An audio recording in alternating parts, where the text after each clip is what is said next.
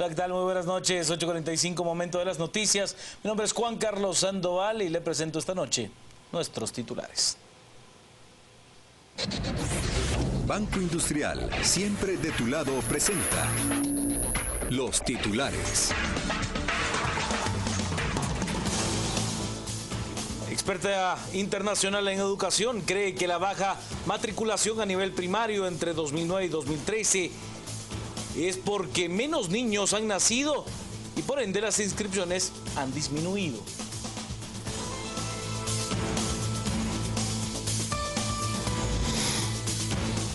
Instituto Nacional de Ciencias Forenses cierra su laboratorio de genética debido a que el Ministerio de Finanzas no les ha trasladado recursos financieros.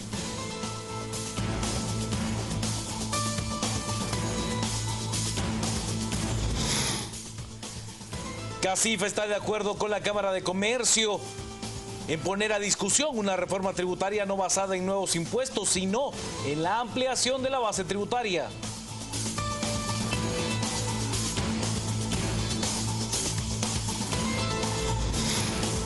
El Ministerio Público establece 2 agencias fiscales en los hospitales Roosevelt y San Juan de Dios que se encargarán de recibir denuncias de mujeres que lleguen para ser atendidas por violencia física o sexual.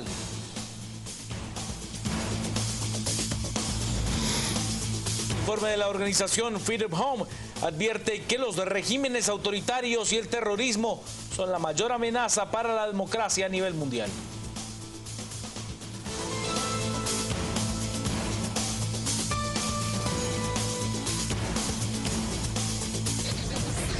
Banco Industrial, siempre de tu lado, presentó los titulares. Comencemos con las noticias. Una experta internacional en materia de educación asegura que hay una correlación en cuanto al número de nacimientos en nuestro país y la disminución de la matriculación a nivel primario. Las noticias nacionales son presentadas por Azúcar de Guatemala.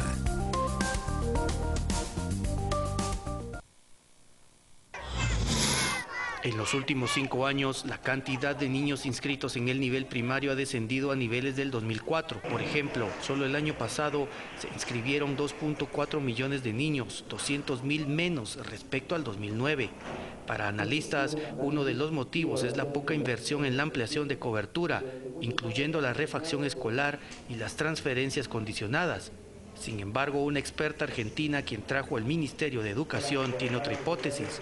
Esta consiste en que la baja matriculación se debe a que menos niños han nacido. Entre el 2009 y el 2013, una disminución de la matrícula exclusivamente concentrada en el primer ciclo de la educación primaria. En todos los otros niveles, la matrícula se mantiene. No hay caída de matrícula. Cuando uno analiza por qué cae la matrícula en el primer ciclo y no en los otros grados, la hipótesis que aparece con más fuerza es que está empezando a aparecer el efecto de una menor cantidad de nacimientos de los que teníamos estimado. O sea, en el 2009 empezaron a tener 6, 7 años los niños que no habían nacido en el censo del 2002. Entonces nosotros pensamos que íbamos a tener la misma cantidad de niños que íbamos a tener en el 2002 o que pensábamos que iban a nacer. Si esta hipótesis se confirma, se desecharía la idea que hay un proceso de desescolarización que trae como consecuencias, entre otras, un bajo nivel económico en la población. Por su parte, la ministra de Educación, Cintia del Águila, aseguró que la percepción del analista internacional no pasa por ser una hipótesis, pues en la baja matriculación en primaria puede obedecer a otras muchas causas y no únicamente a una baja en cuanto a la natalidad a nivel nacional. Depende de con quién compara usted, la matrícula tiene una baja. Lo que aquí se hizo fue una recuperación de datos y una armonización, digamos, de esos datos, diciendo que efectivamente hay menos niños en la escuela, pero hay menos niños que nacieron en el periodo, en los años en donde 7 años después deberían de entrar en la escuela. Entonces eso lo tenemos que validar a través de un censo. No se puede validar de otra forma. Entonces la hipótesis es esa, que hay menos niños que nacieron y por eso hay menos niños en la escuela, pero es una hipótesis, no es una certeza. Pero la hipótesis planteada por la analista internacional en educación puede ser respaldada por el Instituto Nacional de Estadística. El presidente del INE, Rubén Narciso, dio a conocer que de acuerdo con un estudio efectuado por dicha institución, en 2013 se registró una cantidad menor de nacimientos a nivel nacional. Nosotros en el Instituto de Estadística recopilamos la información de nacimientos y le damos certificación y carácter de oficial a esos nacimientos y también las defunciones. Lo que se ha visto a partir del año 2013 y también 2012-2013 es que en el 2012 subió apenas un 0.5% el número de nacimientos y en el 2013 sí hubo una reducción respecto de 2012. Hay una serie de aspectos técnicos y metodológicos que tendríamos que analizar con tiempo para poder establecer con una mayor certeza cuál es el dato correcto. Sí. ¿Usted, el CACIF, está dispuesto a entrar a platicar de una reforma tributaria no basada en nuevos impuestos y sí en la ampliación de la base tributaria? Los empresarios aglutinados en el CACIF aseguran que colocarles impuestos a los vendedores informales podría ser una buena manera para elevar la recaudación tributaria. Según ellos, este debería de ser un tema que se tiene que analizar. Declaraciones que hizo el presidente de la Cámara de Comercio, coincidimos con el sentimiento general que en Guatemala debemos de pelear en contra de la informalidad para que más guatemaltecos sean personas que cargan la carga tributaria. Ampliar la base tributaria es de interés de todos los guatemaltecos porque todos nos beneficiamos de los servicios del Estado, por lo tanto todos deberíamos de pagar impuestos. En generalidad, ampliar la base tributaria es un concepto con el cual estamos de acuerdo y tenemos que encontrar los diputados, el Estado y los empresarios la mejor manera de tener inclusión económica y participación en los tributos en Guatemala. Esta semana, la Cámara de Comercio llegó al Legislativo para pedirle al presidente del Congreso que active una discusión de una nueva reforma fiscal, no para aumentar impuestos, pero sí para aumentar la base tributaria. Las noticias nacionales fueron presentadas por... Sigamos con las noticias. Por falta de presupuesto, el INASIF ha cerrado su laboratorio de genética. No hay dinero. El Instituto Nacional de Ciencias Forenses cerró el laboratorio de genética debido a que Finanzas no les traslada dinero para poder funcionar. No nos han trasladado recursos, esperamos nosotros que lo puedan hacer prontamente porque ya he platicado con el organismo judicial y el Ministerio Público que no tenemos cómo mantener nuestros laboratorios de ADN, prácticamente nos quedamos sin insumos, sin reactivos y hoy estoy cerrando el laboratorio de genética y ya no tenemos cómo manejarlo. Según el director del INASIF, Neri Cabrera, ya pasó enero y aún no se pagan los salarios de los trabajadores.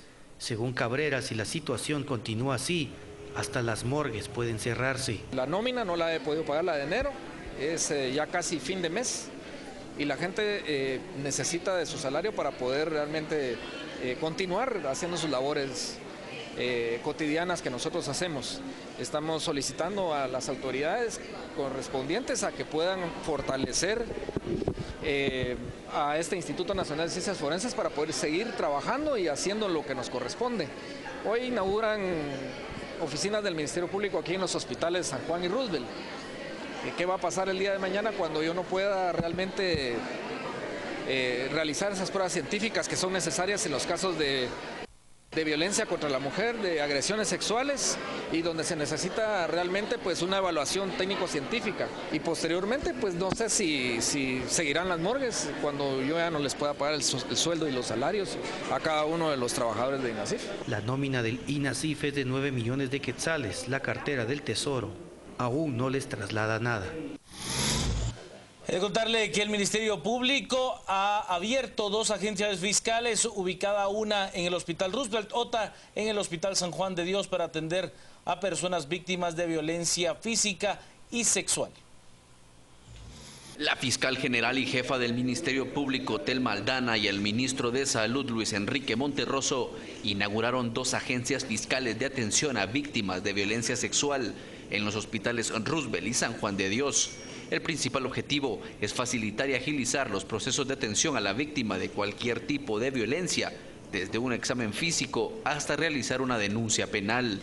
Estas 2 agencias estarán integradas por auxiliares fiscales de la Fiscalía que conoce delitos contra la vida y la integridad de las personas, de la Fiscalía de Mujer y Niñez, particularmente para casos de violencia sexual contra la niñez, menores de 14 años, y auxiliares fiscales de la Fiscalía Metropolitana para conocer también aquellos casos que interese al Ministerio Público iniciar la investigación desde estos 2 centros hospitalarios. Además, el personal estará integrado por técnicos de la Dirección de Investigación Criminal del Ministerio Público para procesar las escenas correspondientes en el mismo momento en que ingresen las víctimas a estos centros hospitalarios. La Secretaría contra la Violencia Sexual, Explotación y Trata de Personas dio a conocer que en el 2014 la totalidad de víctimas de violencia sexual atendidas en la red hospitalaria superó las 900 personas. Durante el año 2014, la totalidad de víctimas atendidas en la red hospitalaria fue de 947 víctimas. En el hospital, el más alto que punteó fue el hospital Roosevelt, como bien lo decía el doctor. Le sigue el hospital San Juan de Dios, en donde se atendieron 98 víctimas. En tercer lugar está el Hospital Nacional de Chimaltenango, que atendió 83 víctimas. Y en cuarto lugar se encuentra el Hospital Nacional de Escuintla, que atendió 82 víctimas.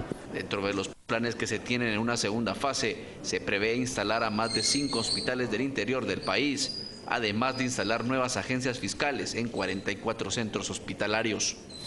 4 disparos fueron suficientes para acabar con la vida de un piloto de la Ruta 37 que se conducía del centro de la ciudad hacia la zona 7, de acuerdo con la Policía Nacional Civil. 2 individuos que viajaban en motocicleta atacaron la unidad cuando esta cruzaba la 9ª calle y 9ª avenida de la referida zona en la colonia Castillo Lara. En el lugar quedaron 4 casquillos, mientras que el autobús presenta 4 perforaciones en la ventanilla del lado del piloto. Los demás conductores decidieron suspender el servicio, dejando en entredicho si el mismo estará al servicio de la población para este jueves. El asesinato se da tan solo horas después de que los mismos conductores de esa ruta protestaron frente a la colonia Betania en demanda de seguridad. Muy pocos curiosos ahí, ¿verdad?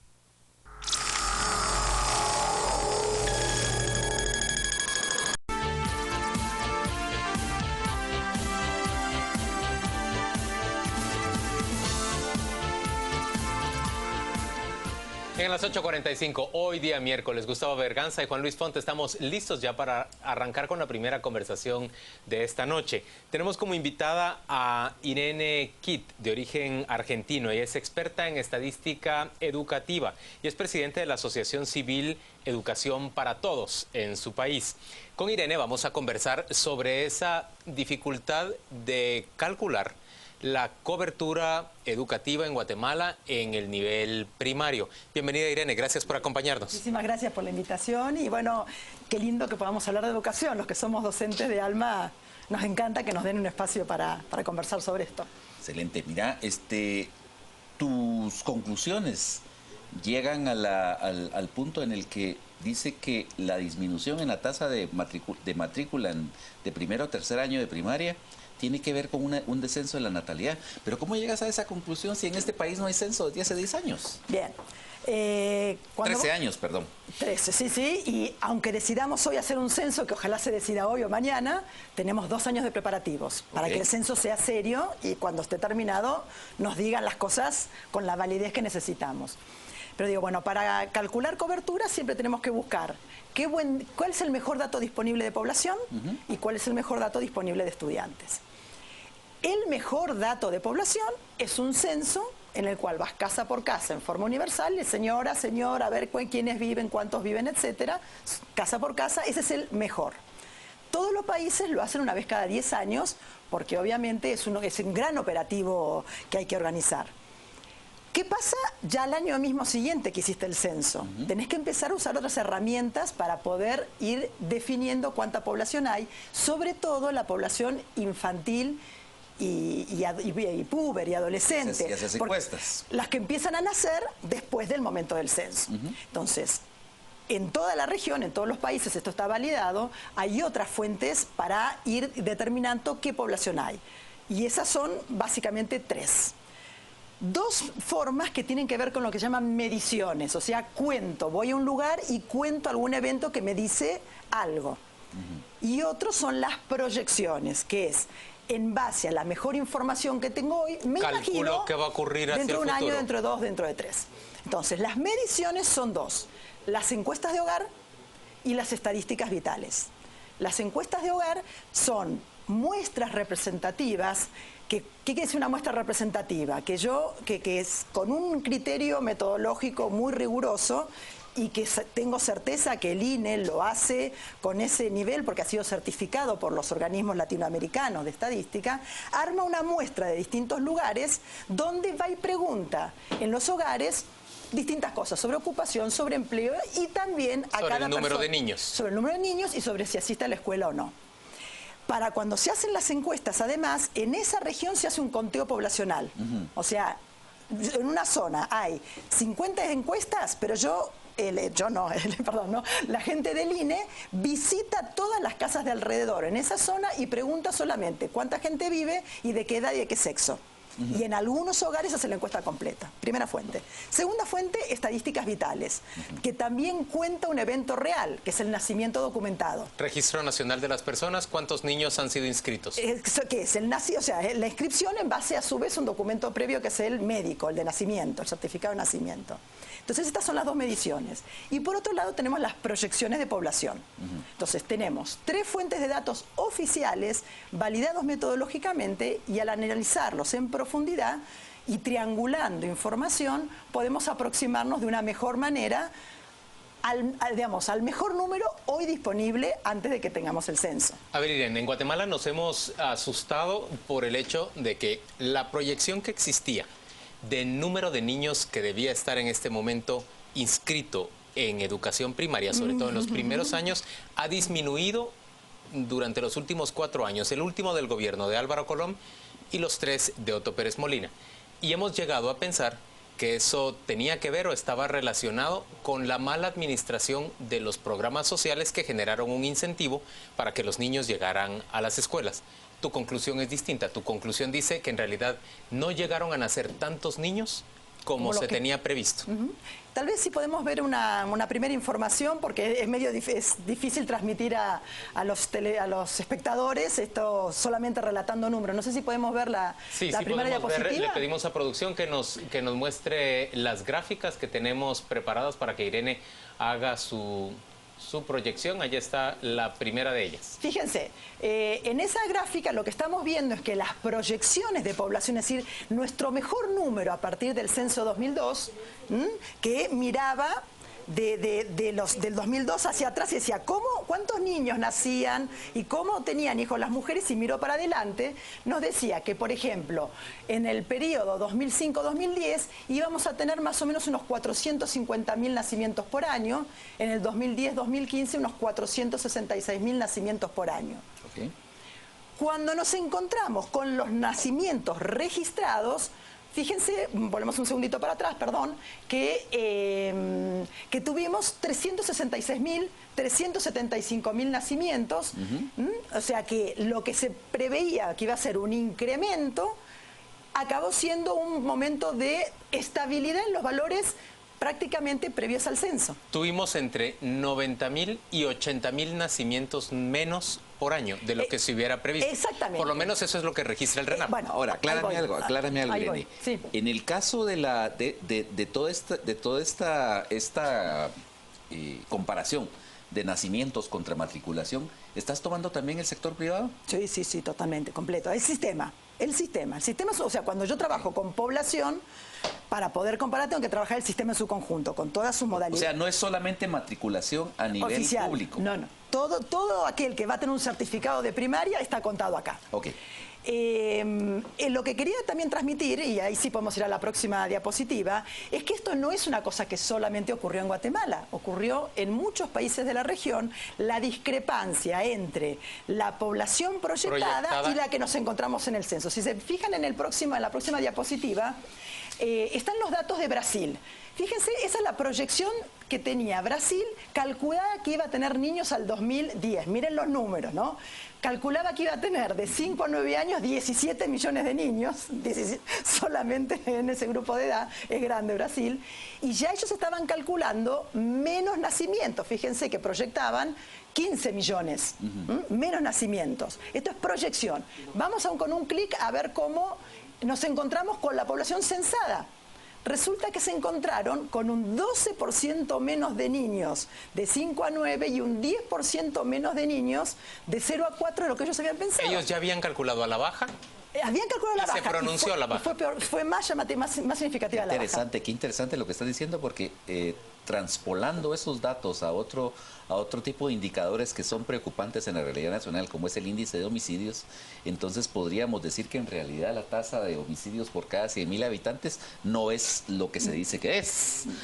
Suponiendo que haya no soy experta en eso, pero pero te voy a decir, si tengo algo para comentarte al respecto, que es decir, las proyecciones de población tienen 3 componentes: nacimientos, y defunciones, saldo migratorio y defunciones. Nosotros nos estamos concentrando, porque es la obligación que tiene el Ministerio, en analizar el comportamiento de las tendencias de la población infantil y juvenil. Tenemos muchas cosas por las cuales podemos decir, no sabemos, posiblemente el saldo migratorio que se calculó mirando del 2002 para atrás, cuando realmente ustedes estaban en un periodo donde, o sea, yo hace unos años que vengo a Guatemala y la ciudad se ve totalmente distinta de lo que se ve, o sea, hay más incentivo para quedarse. Entonces, tal vez el saldo migratorio te da, o sea, lo que tenés menos de niños, que es lo que nos interesa en educación, como saldo migratorio lo tenés compensado o como aumento de la expectativa de vida. Entonces, yo solamente voy a hablar de esto, entonces habría que estudiar, la persona que tenga experticia en ese tema, estudiar esos otros componentes. Irene, ¿qué significa esta reducción en demanda de recursos educativos o de espacio en las aulas para el Estado de Guatemala, para la sociedad en general? No ha significado todavía, no tenemos indicadores de que haya significado un incremento en la calidad de la educación de los niños. Bueno, a ver, hay dos temas. Primero, no hay peor educación que la que no se da. Es decir, primero tenemos que garantizar y estar ciertos de que todos los niños están en la escuela en el momento oportuno, cursan toda su escuela hasta terminar la primaria y por lo menos la educación obligatoria. O sea, esa es una condición necesaria que debe cumplirse, tenemos que analizarla, y además tienen que estar en la escuela aprendiendo, desarrollándose como personas en una forma integral y preparándose para ser ciudadanos. Claramente eso no es una cosa o la otra, tenemos que analizar las dos cuestiones a la vez. En este punto de centrarnos en la cobertura, y ahora después vamos a la calidad, los indicios que tenemos es que en el nivel primario la cobertura no se ha deteriorado, sino que por el contrario se ha mantenido estable en los niveles que había alcanzado al momento de 2009, 2010, al momento de que se dio una mejora moderada pero visible, reitero los dos adjetivos, con la implementación de Mi Familia Progresa, y esa mejora se mantuvo. Entonces, aún cuando esa mejora se mantuvo, todavía no llegamos al 100% de la graduación, ni siquiera en primaria. Entonces, ahí todavía tenemos desafíos que hay que seguir trabajando. Ahora bien, con respecto a, obviamente, nuestro deseo de calidad, y que es el deseo de todo maestro, de todo supervisor, y de todo ministro, de todo padre y de todo ciudadano que quiere el desarrollo de su país, ciertamente estamos atravesando como una tensión entre una escuela que la imaginamos para un momento donde la función principal era transmitir contenidos. Entonces estudiémonos los hechos históricos con su año y quién fue el general tal y cual y en qué lugar se libró la batalla de no sé qué y todas las capitales de Europa y los ríos de no sé qué. Y eso era la garantía de calidad y de equidad entre los ciudadanos, tener acceso a esa información, a un momento en el cual lo que tenemos que poder hacer es desarrollar habilidades de pensamiento que nos permitan, con esa múltiple datos que hay, poder seleccionar, entender, comprender. Estamos viviendo esa dificultad.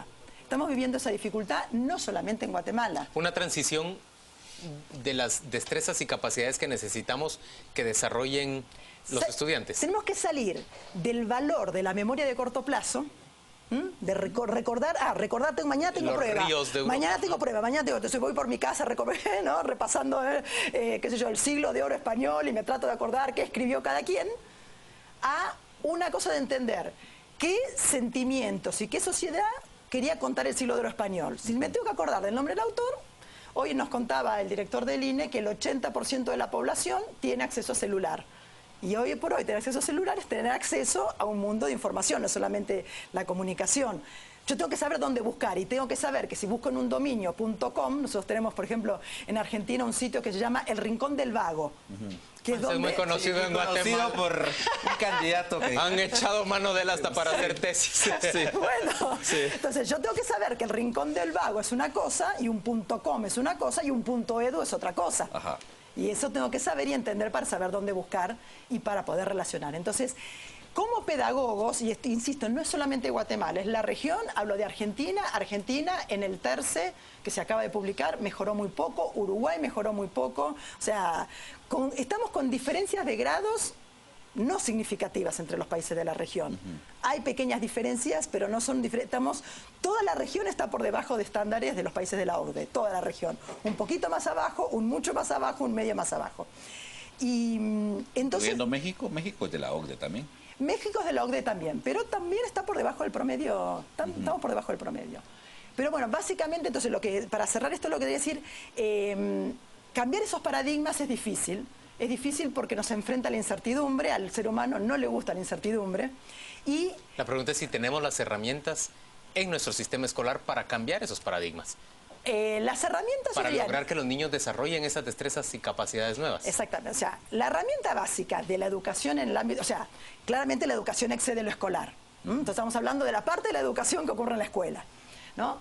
Claramente la herramienta, por así decirlo, de la educación es el encuentro entre los niños, entre los jóvenes y los docentes. Es el encuentro interpersonal la principal herramienta en una tarea difícil que es la de enseñar y aprender.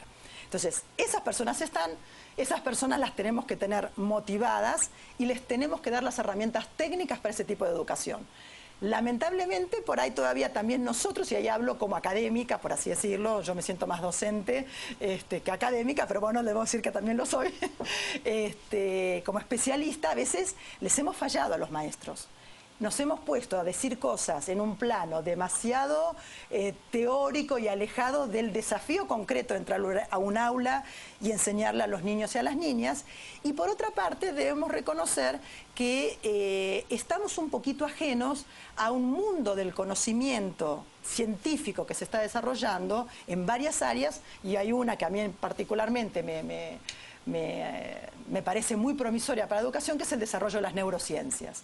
De hace muy pocos años tenemos oportunidad de estudiar el cerebro sano en funcionamiento, no ya el cerebro patológico o el cerebro muerto directamente.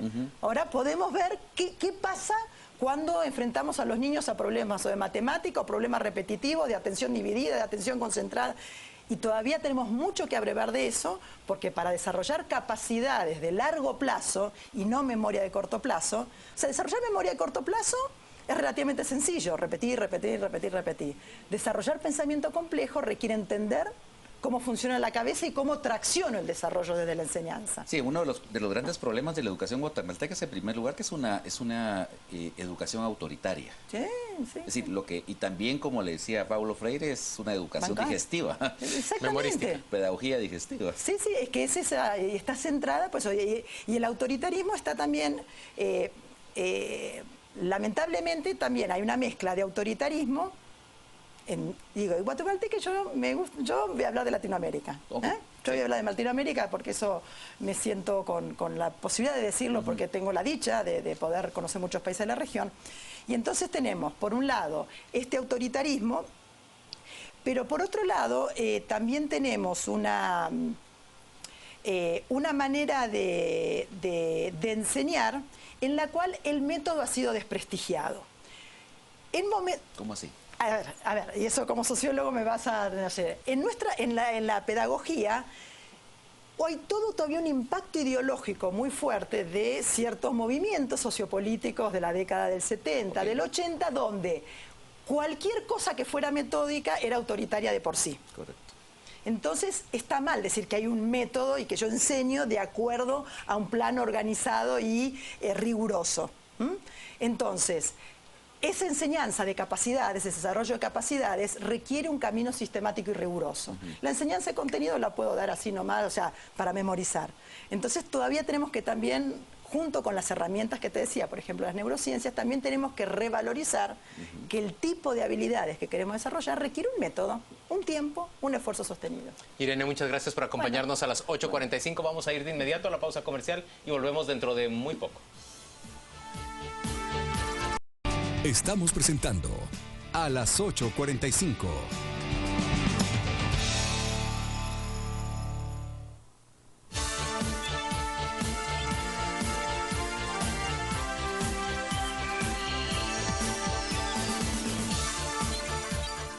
Estamos de vuelta en a las 8:45. Lo invitamos a participar con nosotros, a interactuar con nosotros. Escríbanos vía Twitter a la cuenta @Canal Antigua y vía Facebook en la página de Canal Antigua. Comente lo que está ocurriendo aquí en esta discusión en a las 8:45. Queremos ahora conversar respecto de las obligaciones de los funcionarios que en este momento tendrían que estar renunciando porque hay un plazo fatal de 3 meses previo a la convocatoria a elecciones, separados de su cargo para poder contender por un puesto de elección popular. Hemos invitado a Rubén Darío Zavala. Él es abogado, conocedor del tema electoral, ha trabajado para la Unidad Nacional de la Esperanza, formando a fiscales de ese partido en mesas electorales, y hemos invitado también a José Domingo Sical, es un abogado que ha participado también electoralmente en Villanueva. Ambos, gracias por estar con nosotros. Bienvenidos a las 8:45. La primera pregunta sería, ¿cuál es la diferencia entre un funcionario y un cargo de elección popular? Es decir, ¿quién de los dos tiene que renunciar? Ahí los dos son funcionarios, pues, porque los dos están ejerciendo la función pública. Entonces habría que definir realmente en particular quiénes ejercen jurisdicción y quiénes no ejercen jurisdicción. ¿Ya? A ver, explíqueme. Sí, es que digamos, ahí es en donde entra la influencia que puede haber de un funcionario que esté en la actividad a la hora de ser candidato. Ajá. ¿Ya? Digamos alguien como el presidente, bueno, el presidente no puede optar ya a ningún cargo. A ningún cargo. Pero eventualmente la vicepresidenta sí podría querer optar, por ejemplo, a la alcaldía metropolitana. ¿Está ella obligada a renunciar o no está obligada a renunciar? Yo, desde el punto de vista ético, diría que no debiera, ¿ya? Pero desde el punto de vista... ¿No debiera legal, renunciar o no debiera competir? No debiera competir. Ok. ¿Ya? ¿Porque ella fue electa para un cargo de 4 años o por qué razón? No, porque es un miembro del organismo ejecutivo, ¿ya? Ajá. Y la norma dice los funcionarios del organismo ejecutivo, ¿ya? Pero eso es cuestión de buscar realmente los aspectos que nos van a dar realmente la certeza de si puede o no puede participar como candidato. Rubén Darío Zavala, ¿puede o no puede la vicepresidenta permanecer en el cargo de vicepresidenta de la República y luego optar, por ejemplo, a la alcaldía metropolitana? Buenas noches.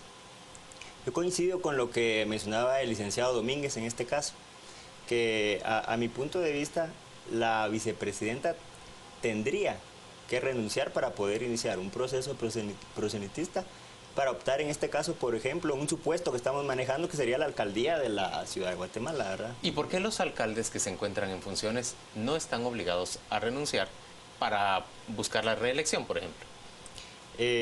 Bueno, yo considero que también aquí tenemos que tomar en cuenta de que muchas veces el tema de la ley electoral, ¿verdad?, deja algunos vacíos, algunas lagunas, donde... Por ejemplo, en este caso, si nos hemos dado cuenta, no hemos visto nunca a un alcalde que renuncie previo a optar nuevamente a una reelección como alcalde, ¿verdad? Ahora, es decir, porque de todas formas, tanto un alcalde, un diputado tampoco tiene que renunciar. No renuncia. y los dos hacen campaña durante el tiempo en el que están en el cargo. Es decir, no es eso de alguna manera ejercer su jurisdicción. Lo que sucede es que en el caso, digamos, de los alcaldes, por ejemplo, creo que es el artículo 45 del Código Municipal, que establece cuáles son las prohibiciones para poder participar para una elección de alcalde. Y no se incluye entre ellas el ejercicio del cargo. El ejercicio del cargo no está dentro de esas. ¿Ya? Por eso es que los alcaldes, ninguno, por lo menos en lo que yo tengo de conocimiento, nunca ha habido alguien que diga voy a renunciar porque voy a participar nuevamente. Señores, ¿y la prohibición entonces es estrictamente para los funcionarios del Ejecutivo? Sí. Ministros, directores generales. Directores generales, secretarios generales, los mismos gobernadores departamentales. De hecho, ya en estos días se ha visto que algunos gobernadores departamentales han sido sustituidos dentro del esquema, digamos, de la organización del organismo ejecutivo. Porque el partido oficial piensa promoverlos para un cargo de diputados. Eso es lo que uno presume, ¿verdad? Porque van a promoverlos para algún cargo de elección y naturalmente, de acuerdo con la ley, tienen que presentar su renuncia con el tiempo de antelación que establece la ley. Bueno, estamos hoy a 28 de enero. ¿Cuándo debería ser la fecha fatal para que los ministros, directores generales, secretarios tengan que funcionar, tengan que renunciar? Pues en este caso tendríamos que tomar en cuenta la fecha en la que se va a realizar el proceso y ver los 3 meses. Ahora, ¿es hasta el proceso o es a la convocatoria? Tendría que ser a la convocatoria en este caso. Siempre es el 2 de mayo. Sí. Entonces tendría que ser 3 meses exactos antes. Eso significa que antes del 2 de febrero esas personas deberían ya haber renunciado. Sí, definitivamente. ¿Y la convocatoria se produce siempre el día 2 de mayo por parte del Tribunal Supremo? Eso dice taxativamente la ley. Dice el 2 de mayo del año en que se lleve a cabo el proceso electoral. ¿Cuál es la previsión este año para la elección? ¿El segundo o el primer domingo del mes de septiembre? Creo que es el primero, porque la convocatoria va a ser el 2. Entonces me imagino que la elección va a ser el 6 Señores, de ¿qué septiembre. dificultades especiales ven ustedes para este proceso electoral que habrá de arrancar con la convocatoria? Yo como primer punto vería el hecho de que desde hace varios meses hemos visto que han habido sanciones para lo que es el tema de la campaña anticipada, que ha habido por parte, si no de todo, de la mayoría de los partidos políticos. Pero eso no ha ¿verdad? frenado la campaña anticipada en realidad. No la ha frenado, pero de hecho se está violentando en este caso el precepto y la norma, ¿verdad? Y como tomando en cuenta que las sanciones a imponer no son significativas para ellos. Ahora, miremoslo desde la perspectiva de los partidos políticos. La suspensión, por ejemplo, sobre el Partido Patriota, es decir, ¿cuándo debería poder levantarse para poder realizar en tiempo todas las asambleas que marca la ley electoral previo a elegir candidatos? Tiene que ser antes del 2 de mayo. ¿Sí? Sí, porque a partir del 2 de mayo comienza la inscripción digamos del 3, porque el 2 convoca. A partir del día siguiente ya, de acuerdo con la ley, se puede comenzar a inscribir los candidatos para los cargos de elección popular. Okay. Y don José Domingo, ¿con qué ojos ve al Tribunal Supremo Electoral? ¿Este nuevo Tribunal Supremo Electoral es distinto al anterior?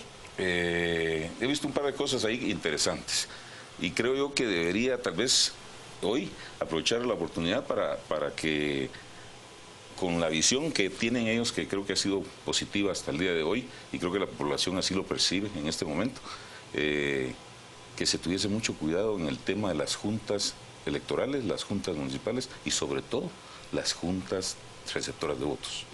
¿Por qué? Porque de acuerdo con la ley dice que tienen que nombrarse 15 días antes de la elección. Pero eso no quiere decir que hasta dentro de esos 15 días se comiencen a capacitar y comienzan a pasarles un video hasta 1 o 2 días antes, cuando no completan la gente.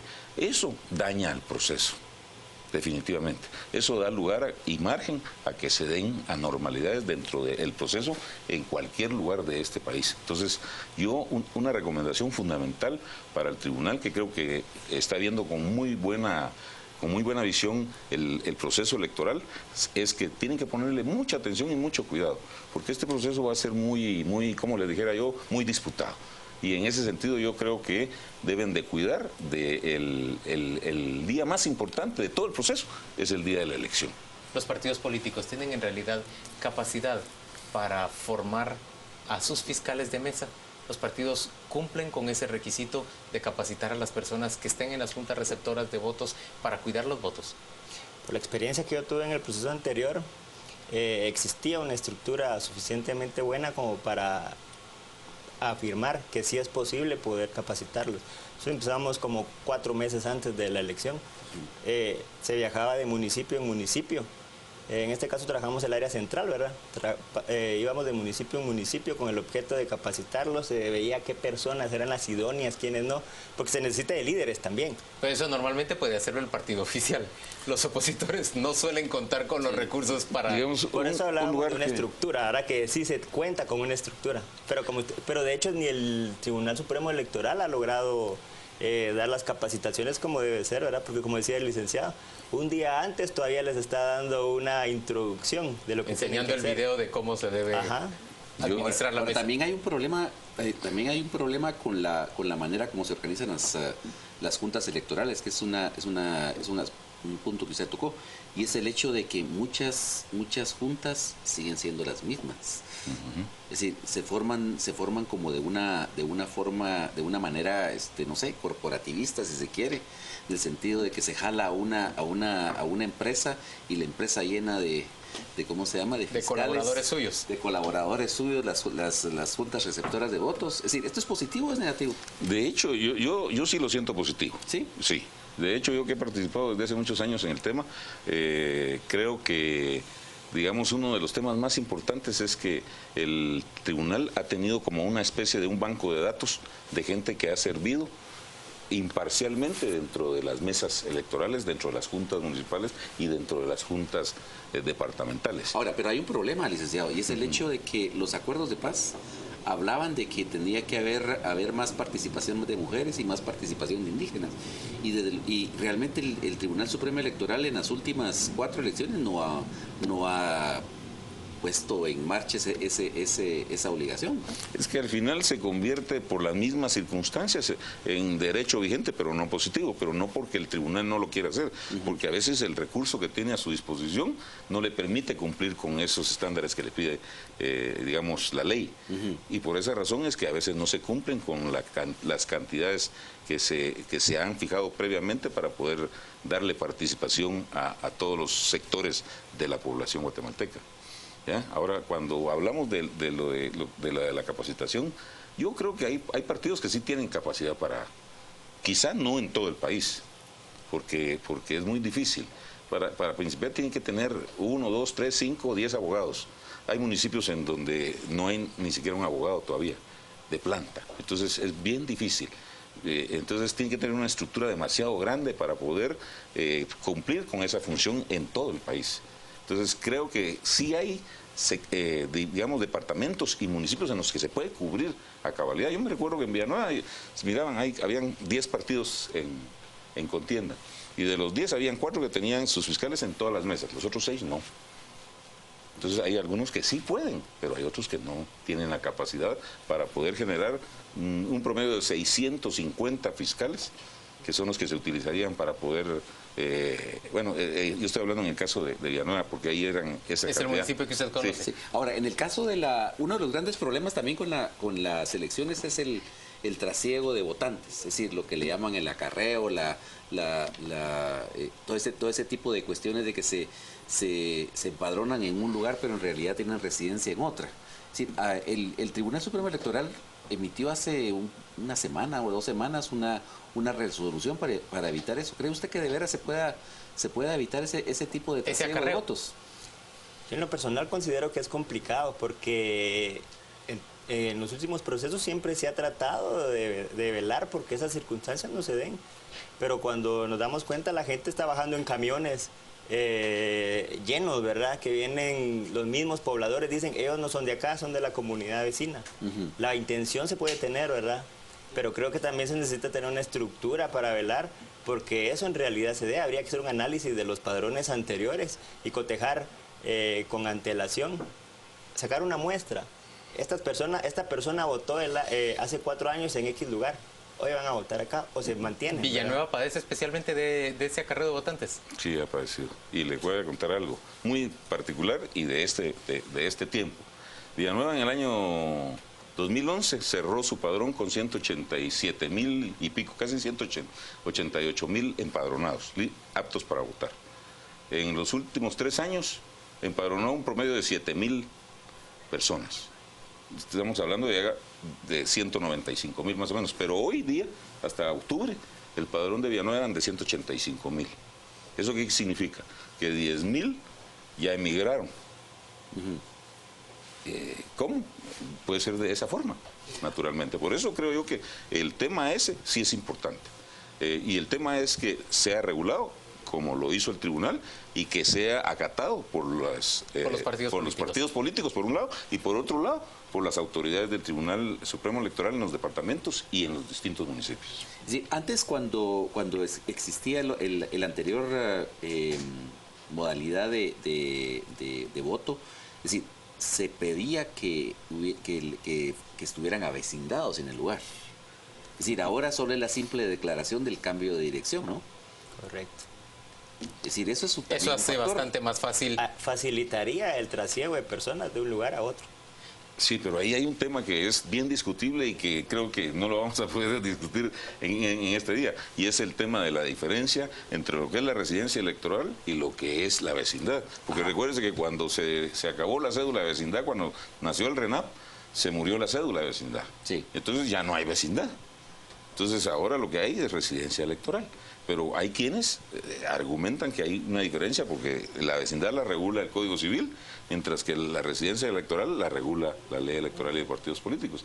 Entonces ahí hay una dicotomía bien difícil de entrarle para poder realmente saber cuál es el camino ideal. Pero la decisión del tribunal creo yo que fue bien orientada. Señores, gracias a ambos por acompañarnos a las 8:45. Pasamos ahora con Juan Carlos Sandoval para que nos comente sobre la interacción de nuestros televidentes con el tema que hemos tratado.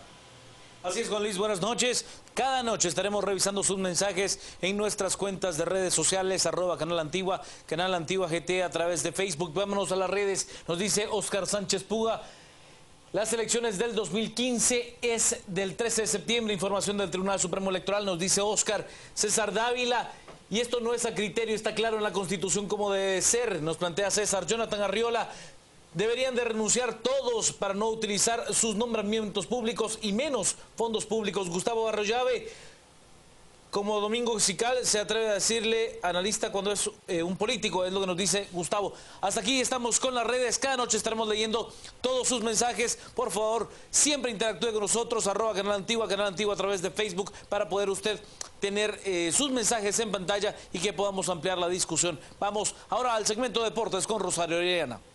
Los deportes son presentados por